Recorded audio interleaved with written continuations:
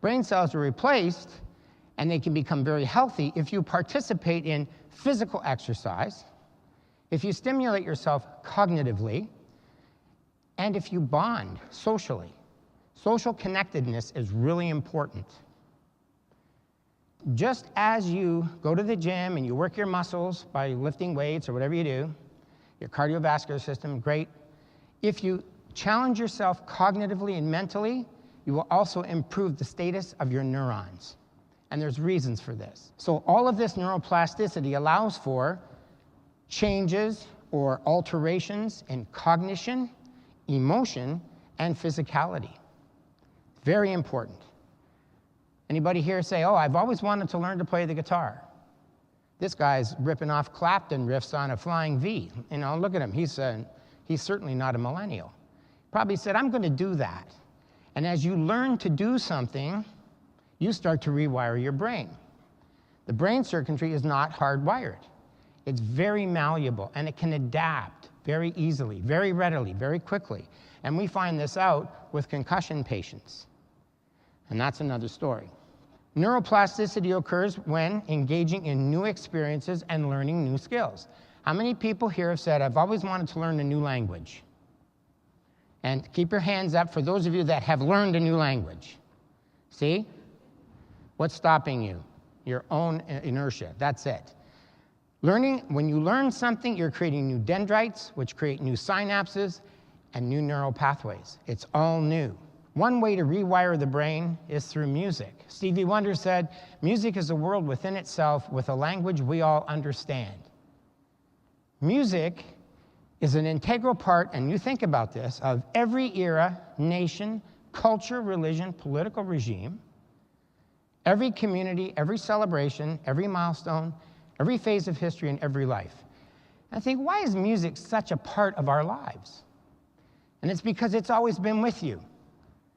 Bum, bum, bum, bum, bum, bum, bum, bum. You've listened to that the whole time you were in the womb, whether it was yours or your mother's heartbeat, and it's within you constantly. So music is a part of you.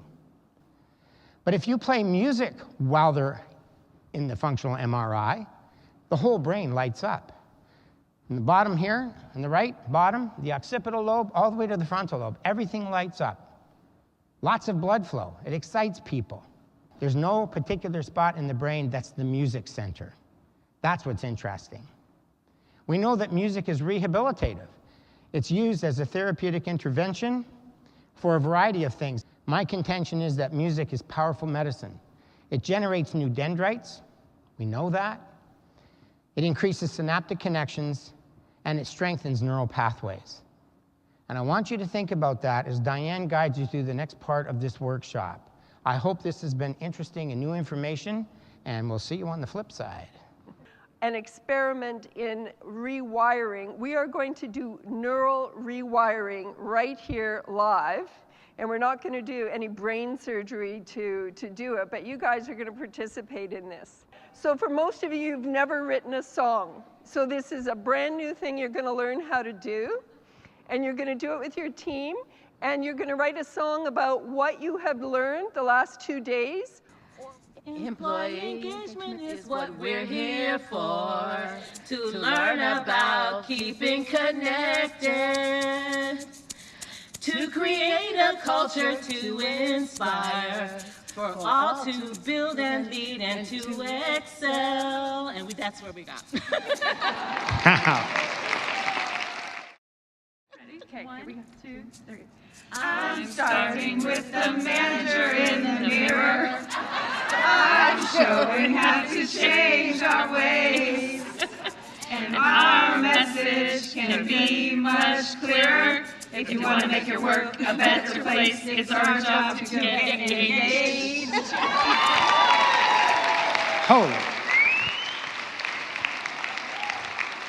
For people to be healthy, and I'm not talking about employee engagement now, I'm talking about you and me and your families and your kids and your parents and your neighbors. If we all keep learning, your brain is going to just keep firing all the time.